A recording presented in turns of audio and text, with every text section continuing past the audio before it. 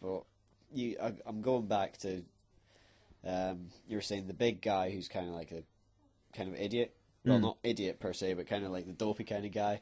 That seems to be a movie standard. Yeah. Like comic relief characters. Yeah, definitely. Quite universal. Oh, I'm trying to think. It was. I'm not sure if it was in the original, but in the latest or the update of The Longest Yard, there's like this guy who's like just really, really big and like strong, but he was a complete and utter idiot. Yeah. But one of the best moments in the movie was basically like they're playing a game of American football against the guards. I forgot to say they're all prisoners, unless if you don't know the movie. But they're playing like a game against the guards, and basically it starts off the prisoners obviously just want to beat the crap out of them. Yeah. And then like a professional footballer who was like arrested and in the prison and like trained the prisoners, he says, "No, get your heads together. We'll beat them on the field. We'll beat them on the field." And they start doing it more tactically, like against guards who are specifically bad to them. And one of them had previously in the movie called like one of the guys like a bad name for a black person, which I'm not going to say because we're iTunes standards now. Are we now? I suppose we've not managed to mess up yet. That's true, yeah. We've done well. But, yeah, basically, the guy, like, the prisoner hits this guard so hard that he shits himself. iTunes standard? Fail.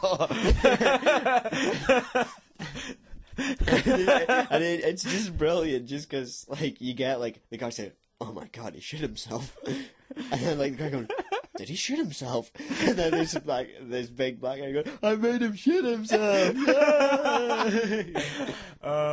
It was just a beautiful, beautiful moment. I think for comic relief characters, there's definitely two types. Right. There's ones that are meant for clever comedy in a stupid way. Yeah. Like, you know, you've got Helsing and what was the actor that did Boromir was the Friar. Oh, right. And he's supposed to be he's got a few clever little gags, but he's definitely a comic relief character. Yeah. He's just there for someone to laugh at, basically. Yeah. And then you have the stupid as fuck.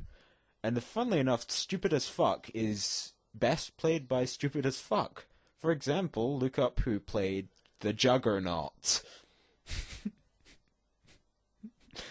I'm pretty intrigued. sure. Yeah, I'm fairly sure it was an American footballer. Huh. Beautiful. There you go. Oh, well, you say there's two comic relief characters. There's also a third one, which is like the coward, who's like just traveling with them, kind of thing. I suppose you can kind of mix and match it either way, though. Yeah, because like the classic one I think is you mentioned Boromir from Lord of the Rings, the guy that plays Faramir. He plays like this friar in Van Helsing. Oh, I think we're talking about the same guy. Shit. Bugger. Yeah, Faramir. They're brothers. I don't care if their actors aren't related. Yeah, but like as I say, he was like kind of a coward, like mainly because he was a friar and he'd been sheltered all his life. But he was like constant comic relief. I suppose then, if it was Faramir, it makes more sense. Actually, talking about that actor that played Boromir, though, if he wasn't the guy in Van Helsing, that means he's died in every movie he's been in. All right. I'm fairly sure of it, because he played, what's he called, in Goldeneye as well. Boris? No, not Boris. He was one of the generals. Oh, right. Fair enough. I'm not up on my Bond movies at the moment. Fair enough. But Boris, what a man, eh? Aye, Boris. I am invincible! Boom. Yeah. Well done, Boris. That was a discussion I had at work, actually. Who was the best Bond? The answer is Sean Connery, by the way. Naturally. Yeah, but this stupid woman, she thought it was Timothy Dalton, because he was like a real man. So me and a few workmates proceeded to rip the piss out of her all day. Cause, no offense, because Tim is a pretty standard name, but as soon as you start calling yourself Timothy, you're automatically you're a fudge packer, basically. I'm not going to say. Oh, well, I can cut it out, but I'm not going to say poof because we're iTunes standards. This is just going to be like a running, not really joke. It's just going to be a running statement, and one day we will get on iTunes. That's my goal. Get this shit up on iTunes, brother. Oh well.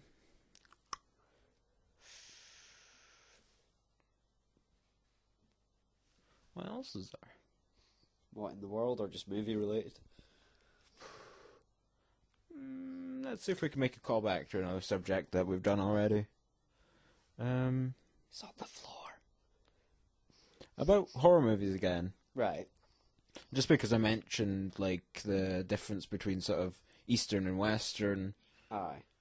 Like basically for horror movies, you've got the same sort of setup. If you look actually, just movie-wise, it's like The Ring and The Grudge. Yeah, I suppose, yeah. Cause, It's like, ghost-based. Yeah, and like The Ring and The Grudge especially, like there was like the American version and there was the Japanese version, which is like totally beyond question shit yourself scary compared to the Americanized ones. I didn't realise there was actually a different version. There is.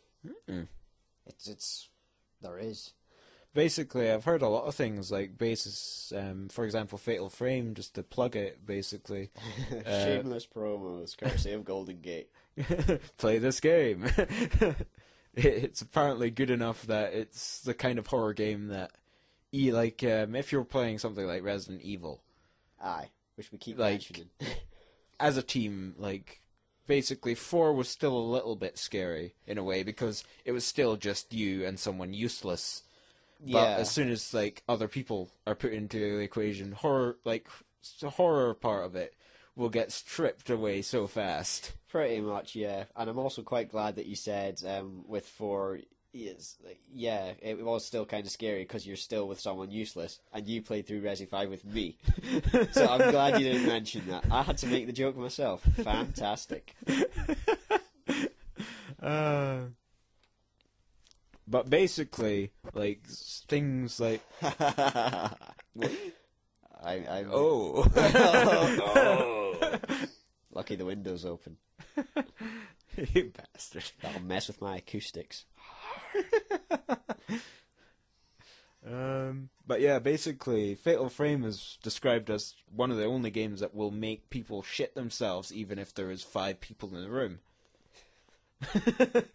It's the kind of, horror where you can, reach over and grab someone and they'll start screaming. Nice. Well, it depends who's in the room. Women in the room. Will work. Yeah, actually, I wasn't going to say what I was going to say because, we're iTunes standards. Can't say that kind of thing. No offense, but if you've never seen Dio before, he's scary. Kind of scary. I've been described as quite often as you're the only person that could ever do that and still be scary. Yeah. Yeah. He's creepy.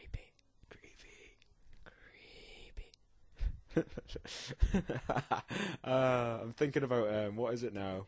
Freaky Fred from Courage the Cowardly Dog. Oh God, that is going back a while. God, we're getting nostalgia on your ass now. Nostalgia. But in a way, that was psychological horror. Courage the Cowardly Dog. Yeah, Courage the Jesus Cowardly Christ. Dog. Pioneering. Think about it. You've got one of the most renowned villains is actually Freaky Fred, who does fuck all to hurt you or courage, and never tries to. He just shaves him. I'll be honest with you, if someone shaved me in my sleep, or if I woke up one morning and my hair didn't, no, I would be didn't wait for you to sleep, just shaved. That'd probably be worse. I mean, I'd probably say, "Oh, stop it." But some people are really persistent.